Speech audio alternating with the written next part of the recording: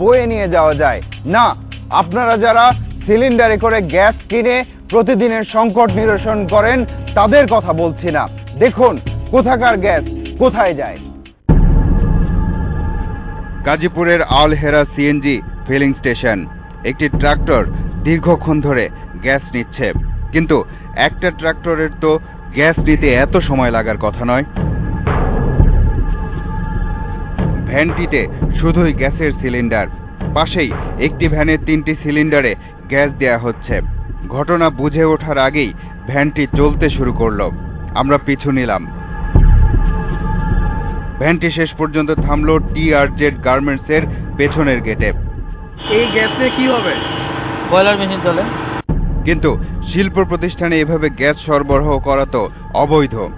অবৈধতার নোটিশও ঝুলানো আছে। অবশ্যই। তাহলে দিচ্ছেন কেন? দিচ্ছি আমি কি করবো, না দিয়ে দুর্বা নেই। শেরিনা সিএনজি স্টেশনের পাশে টেক্সটাইল ফ্যাশনস লিমিটেডের নিচে কয়েকটি ভ্যান, প্রতিটি ভ্যানে 3টি করে গ্যাসের সিলিন্ডার। গার্ডের সাথে কথা বলতে বলতে ম্যানেজার নেমে আসলেন। কখনো কখনো যদি ফল্ট করে তো লাগে মানে কি আপনারা এই গ্যাস দিয়ে চালান? এই গ্যাসে চলে, কখনো চলে না। ময়মনসিংহ রোডের এই সিএনজি স্টেশনে একটি কাভার্ড ভ্যানে গ্যাস দেয়া হচ্ছে। আমাদের ধারণা এই ভ্যানেও গ্যাসের সিলিন্ডার আছে। ধারণা সত্যি, গাড়ির সাথে কোম্পানির জুনিয়র অফিসারও আছেন। এটার মধ্যে কি আছে? সম্পূর্ণ গ্যাস। গ্যাস এটা কোন কোম্পানি? এটা বিডি ফুড। কথায় কথায় একজন আরেকটি কোম্পানির নাম বললেন। বিশেষ করে প্রমাণ করবে কতগুলো গাড়ি দেখতে হবে, কতগুলো থেকে আসাবে। এই কথার সত্যতাও পাওয়া গেল। এটা কি কোম্পানির গাড়ি? নোমান গ্রুপ। গ্যাস পারমিশন না দিলেও আমাদের মালিকরা হয়তো উপরের দিকে পারমিশন নিতে। ময়মনসিংহ রোডের তালুকদার সিএনজি স্টেশন। মানে প্রতিদিন 4বার নিতে হয়, 4-5 বার নিতে হয় না? তার মানে যানবাহনে বিক্রির জন্য অনুমোদিত গ্যাস দেদারসে বিক্রি হচ্ছে শিল্প প্রতিষ্ঠানে। লাভ ক্রেতা বিক্রেতা দুপক্ষেরই, ঠকছে শুধু সরকার। দ্বিতীয় শ্রেণীর একজন কর্মচারী যদি তার চাকরি জীবনের শেষের দিকে গিয়ে 25 থেকে 30 হাজার টাকা মাসে বেতন পায়, তবে তার পক্ষে কি ঢাকা শহরে বাড়ি গাড়ি করা সম্ভব? সম্ভব, যদি সে তিতাস গ্যাসের কর্মচারী হয়। বিভিন্ন সময়ের অনুসন্ধানে এটা বেরিয়ে আসে যে তিতাস গ্যাসের 53 জন মিটার রিডার সহ 103 জন কর্মকর্তা কর্মচারী ঢাকা শহরে বহুতল ভবন, বাড়ি গাড়ি, মোটা অঙ্কের ব্যাংক ব্যালেন্স সহ অন্যান্য সম্পদের মালিক। এদের মধ্যে 96 জন আবার আত্মস্বীকৃত দুর্নীতিবাজ। কারণ গত তত্ত্বাবধায়ক সরকারের সময় গঠিত ট্রুথ কমিশনে তারা তাদের দুর্নীতির স্বীকারোক্তি দিয়েছে। তিতাস গ্যাস শ্রমিক ইউনিয়নের একাংশের সভাপতি কাজিমউদ্দিন তাদের একজন। সে তিতাসের 3য় শ্রেণীর কর্মচারী। নারায়ণগঞ্জের এই বিলাসবহুল বাড়ি তার। নিতাইগঞ্জের চালের মিল আর চাষারাই নির্মাণাধীন মার্কেটেরও মালিক সে। ট্রুথ কমিশনের লিস্টে ছিল কে কে? আমি ছিলাম। আপনি ছিলেন? আমরা সবারই ডাকছি, সবাই। তিতাসে কোন বাদ নেই। হানিফ শেখ তিতাসের হিসাব সহকারী এবং তিতাস গ্যাস শ্রমিক ইউনিয়নের আরেক অংশের সভাপতি। নারায়ণগঞ্জের হাজীগঞ্জের এই স্পিনিং মিলটি তার। হাজীগঞ্জে তার নিজস্ব বাড়িও আছে। ট্রুথ কমিশনের তালিকায় হানিফ শেখও ছিল। মামলা না, জাস্ট আমাকে ধরছে, ধরে ইন্ডিয়া তেজগাঁও থানা দিছে, তেজগাঁও থানার থেকে কেন্দ্রীয় কারাগারে আনবে। রেগুলার মামলা করতে পারে। গ্যাসের লোকজনের দুর্নীতি প্রমাণ করা কঠিনই। তাদের বিরুদ্ধের প্রমাণগুলো হয়তো হাওয়াতেই মিলিয়ে যায়। কারণ তিতাস গ্যাসের কর্মকর্তা কর্মচারীদের দুর্নীতির তদন্ত করার রাষ্ট্রীয় উদ্যোগও শেষ পরিণতি পায়নি। প্রাথমিক অনুসন্ধানে সংসদীয় কমিটি দুর্নীতির প্রমাণ পেয়ে সংসদীয় সাব কমিটি গঠন করে। 1 মাসের মধ্যে রিপোর্ট দেওয়ার সময়সীমাও বেঁধে দেয়া হয়। তারপর আর কিছু আলোর মুখ দেখেনি। সেই কমিটির আহ্বায়ক ছিলেন ওমর ফারুক চৌধুরী। ভুল ত্রুটি পেয়েছিলাম, যতটুকু আমরা দেখেছিলাম সেখানে আনঅথরাইজড কানেকশন ছিল। জি। তারপরে চাকরির নিয়োগ টিয়োগ নিয়ে কিছু সমস্যা ছিল। আমাদের সন্দেহটা ছিল যে এখানে অনিয়ম দুর্নীতি কিছু আছে। অনুষ্ঠানের শুরুর দিকের কিছু দৃশ্যে ফিরতে হবে এবার। কিছু কিছু দৃশ্য আমরা দেখিয়েছি, কিন্তু ঘটনা পরিষ্কার হয়নি। এবার দেখি সেসব দৃশ্যের আড়ালে আর কি ভিন্ন ঘটনা লুকিয়ে আছে। অনুষ্ঠানের শুরুর দিকে আপনারা নরসিংদী এলাকায় থার্মিক্স গ্রুপের বেশ কিছু শিল্প প্রতিষ্ঠানের দৃশ্য দেখেছিলেন, কিন্তু সেসবের মালিককে জানানো হয়নি। ঢাকা শহরেও সেই ব্যক্তির অঢেল সম্পদ আছে, তার নাম আব্দুল কাদির মোল্লা। থার্মিক্স গ্রুপের প্রায় 12টি শিল্প প্রতিষ্ঠান ছাড়াও নরসিংদী স্টেডিয়ামের পাশের এই বাড়িটিও আব্দুল কাদির মোল্লার। নরসিংদীতে স্কুল, কলেজ, মাদ্রাসা প্রতিষ্ঠিত করে বেশ সুনাম অর্জন করেছেন। কাদির মোল্লার সাবেক সহকর্মীরাও অবশ্য তার এই অঢেল সম্পদ দেখে অবাক হন।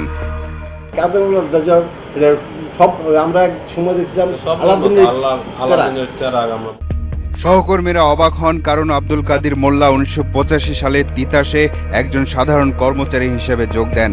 1997 সালে তিনি বিক্রয় সহকারী হিসেবে চাকরি ছেড়ে দেন। গুরুতর অপরাধ ও দুর্নীতি দমন জাতীয় সমন্বয় কমিটির বিশেষ টাস্ক ফোর্স তার 2100 কোটি টাকারও বেশি সম্পদের তথ্য পায়। তিতাসের একজন তৃতীয় শ্রেণীর কর্মচারী মাত্র 12 বছর চাকরি করার পর কিভাবে এত সম্পদের মালিক হন সেটা জানার আগ্রহ আমাদেরও ছিল, কিন্তু তার পর্যন্ত পৌঁছাতে পারিনি আমরা। উনি নাম্বার দিয়ে দিব, নাম্বার ওনাকে পাবেন না, উনি নাম্বার ইউজও করেন না, স্পেসিফিক কোনো নাম্বার ইউজ করেন না। গ্যাসের অবৈধ সংযোগ, কর্মকর্তা কর্মচারীদের দুর্নীতি এবং বর্তমান অবস্থা নিয়ে তিতাসের বর্তমান ভারপ্রাপ্ত এমডি প্রকৌশলী নওশাদ ইসলামের সাথে কথা বলতে চেয়েছিলাম আমরা। তার চেয়েও বড় কথা হলো নওশাদ ইসলামের অনিয়ম আর দুর্নীতি সম্পৃক্ততা নিয়ে খোদ তিতাসের কর্মচারীরাও কথা বলেছেন।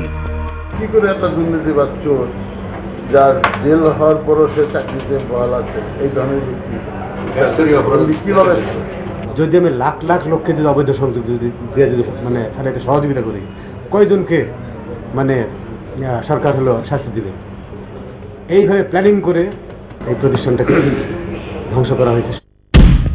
নওশাদ ইসলাম যখন তিতাসের নারায়ণগঞ্জ আঞ্চলিক কার্যালয়ের ডেপুটি জেনারেল ম্যানেজার ছিলেন তখন এক দুর্নীতির মামলায় কারাদণ্ড হয় তার। এসব 2008 সালের ঘটনা। তিনি এখন অতিরিক্ত দায়িত্ব হিসেবে তিতাসের এমডির দায়িত্ব পালন করছেন, কিন্তু বেশ কিছুদিন চেষ্টা করেও তার নাগালও পাওয়া গেল না। সে সংশ্লিষ্ট তার যদি সে তার বক্তব্য দেবে, বাইরে সে প্রশ্ন জানা থাকলেও সে বলবে না, না জানা থাকলেও তো বলার সুযোগ নেই। অনুসন্ধানের প্রায় একেবারে শেষ পর্যায়ে এসে আমরা জানতে পারলাম তিতাসের মিটার রিডার থেকে উন্নতি করতে করতে জাতীয় সংসদ সদস্য পর্যন্ত হয়েছেন একজন। সেই হিসেবে এতক্ষণ আপনারা যেসব তৃতীয় শ্রেণীর কর্মচারীদের সম্পদের হিসাব জানলেন, তারা তো তুলনামূলক বিচারে এই হাওয়া চুরির ব্যবসায় কিছুই করতে পারেনি। সরকারকে ঠকিয়ে কোনো ব্যক্তি যদি লাভবান হয় তবে মনে রাখবেন নাগরিক হিসেবে আপনি ক্ষতিগ্রস্ত হচ্ছেন। এবার যেতে হবে। আজ চলে যাচ্ছি, কিন্তু যাচ্ছি না। পরবর্তী অনুসন্ধান শেষে তালাশ টিম আবারও এসে দাঁড়াবে আপনাদের সামনে। দর্শক, আপনাদেরকে নিয়ে, আপনাদের জন্য এই অনুষ্ঠান। লিখুন এই ঠিকানায়। প্রযোজক তালাশ, ইন্ডিপেন্ডেন্ট টেলিভিশন, 149 150 তেজগাঁও শিল্প এলাকা, ঢাকা 1208। ইমেইল করতে পারেন talash@independent24.tv এই ঠিকানায়। আপনার অনুসন্ধানী মনের দরজা জানালা খোলা রাখুন। কিছু বেরিয়ে এলে আমাদেরকে জানান। তালাশ টিম থাকবে আপনার সাথে।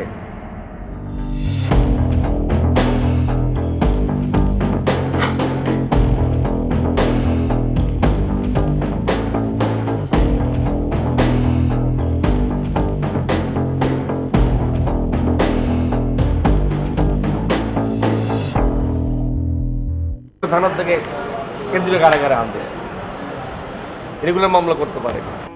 গ্যাসের লোকজনের দুর্নীতি প্রমাণ করা কঠিনই। তাদের বিরুদ্ধের প্রমাণগুলো ক্রেতা বিক্রেতা দুপক্ষেরই। ঠকছে শুধু সরকার। তৃতীয় শ্রেণীর একজন কর্মচারী যদি তার চাকরি জীবনে সম্পদের মালিক হন সেটা জানার আগ্রহ আমাদেরও ছিল, কিন্তু তার পর্যন্ত পৌঁছাতে পারিনি আমরা। উনি নাম্বার দিয়ে দিব, নাম্বার ওনাকে পাবেন না, উনি নাম্বার ঢাকা 1208। ইমেইল করতে পারেন talash@independent24.tv এই ঠিকানায়। আপনার অনুসন্ধানী যোগ দেন। 1997 সালে তিনি বিক্রয় সহকারী হিসেবে চাকরি ছেড়ে দেন। গুরুতর অপরাধ ও দুর্নীতি দমন জাতীয় সমন্বয় কমিটির বিশেষ 4-5 বার নিতে হয় না। তার মানে যানবাহনে বিক্রির জন্য অনুমোদিত গ্যাস দেদারসে বিক্রি হচ্ছে শিল্প প্রতিষ্ঠানে। লাভ ক্রেতা বিক্রেতা। 150 তেজগাঁও শিল্প এলাকা, ঢাকা 1208।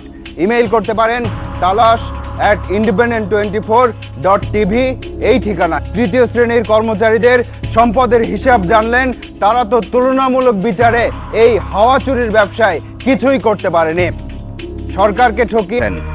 কি করে একটা দুর্নীতিবাদ চোর যার জেল হওয়ার পরও সে চাকরিতে বহাল আছে, এই ধরনের ব্যক্তি কিভাবে? যদি আমি মানে প্রতিদিন 4 বার নিতে হয়, 4-5 বার নিতে হয় না। তার মানে যানবাহনে বিক্রির জন্য অনুমোদিত গ্যাস দেদারসে বিক্রি হচ্ছে শিল্প প্রতিষ্ঠানে। গুরুতর অপরাধ ও দুর্নীতি দমন জাতীয় সমন্বয় কমিটির বিশেষ টাস্ক ফোর্স তার 2100 কোটি টাকারও বেশি সম্পদের তথ্য পায়। CNG station. মানে প্রতিদিন 4 বার নিতে হয়, 4-5 বার নিতে হয় না।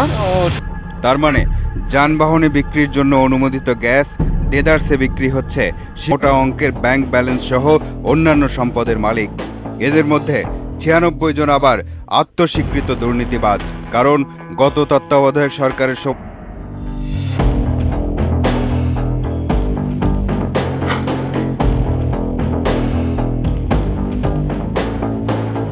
হয়তো উপরের দিকে পারমিশন নিতে। ময়মনসিংহ রোডের তালুকদার সিএনজি স্টেশন।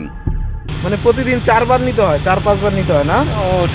দেখলাম সেখানে আনঅথরাইজড কানেকশন ছিল। জি। তারপরে চাকরির নিয়োগ টিয়োগ নিয়ে কিছু সমস্যা ছিল। আমাদের করার রাষ্ট্রীয় উদ্যোগও শেষ পরিণতি পায়নি। প্রাথমিক অনুসন্ধানে সংসদীয় কমিটি দুর্নীতির প্রমাণ পেয়ে সংসদীয় সাব কমিটি গঠন করে। 1 মাস সালে তিতাসে একজন সাধারণ কর্মচারী হিসেবে যোগ দেন। 1997 সালে তিনি বিক্রয় সহকারী হিসেবে চাকরি ছেড়ে দেন। গুরুতর অপরাধ ও প্রাথমিক অনুসন্ধানে সংসদীয় কমিটি দুর্নীতির প্রমাণ পেয়ে সংসদীয় সাব কমিটি গঠন করে। 1 মাসের মধ্যে রিপোর্ট দেওয়ার সময়সীমাও বেঁধে দেয়া কর্মচারী হিসেবে যোগ দেন। 1997 সালে তিনি বিক্রয় সহকারী হিসেবে চাকরি ছেড়ে দেন। গুরুতর অপরাধ ও দুর্নীতি দমন জাতীয় সমন্বয় যদি আমি লাখ লাখ লোককে যদি অবৈধ সংযোগ যদি মানে তাদেরকে সহযোগিতা করি, কয়জনকে মানে সরকার হলো শাস্তি দিবে? এইভাবে